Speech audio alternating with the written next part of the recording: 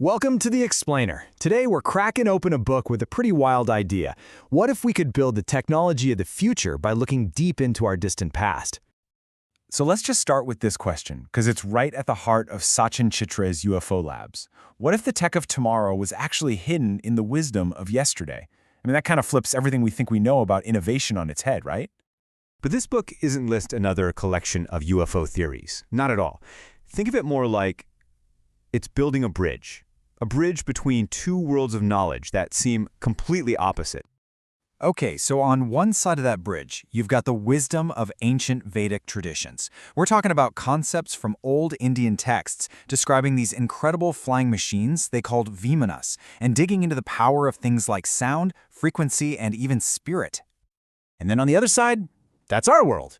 You know, the world of cutting-edge physics, hands-on experiments, electromagnetism, and of course the brilliant and often misunderstood work of innovators like Nikola Tesla. And this is where it gets really cool.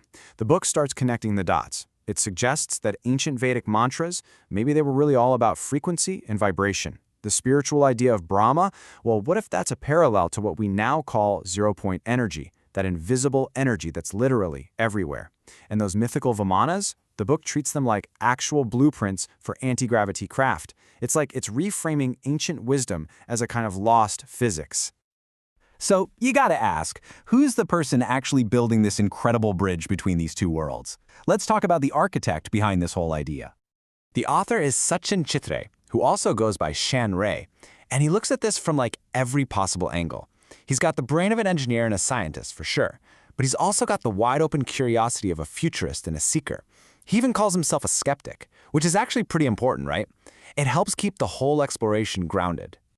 And this unique point of view, it didn't just happen overnight. We're talking about 7 years. 7 years of deep diving into anti-gravity, the science of sound, which is called cymatics, and ancient engineering, all to find the threads that connect them. I mean, that's some serious dedication. This is clearly way more than just a passing interest for him. So, how does all this research and this unique perspective actually come together? What exactly is UFO Labs? Let's take a look at the blueprint. And here's the key thing to get.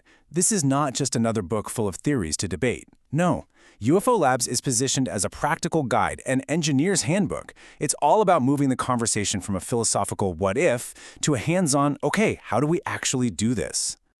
And you can see this amazing intellectual journey it takes you on. It pulls a thread from ancient scriptures like the Vaimanika Shastra straight through to the pioneering work of Nikola Tesla, and even connects to the controversial but super influential inventors of the 20th century like Otis Carr and Searl.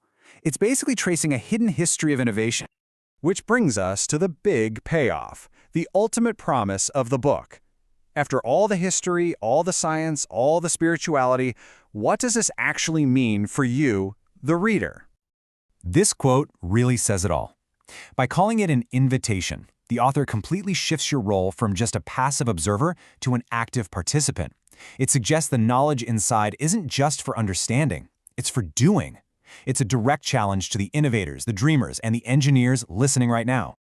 So, in the end, the book leaves us with this incredible invitation to explore ancient wisdom, to question modern science, and to imagine a totally new technological future. It gives you the blueprints. The only question left is, what will you choose to build?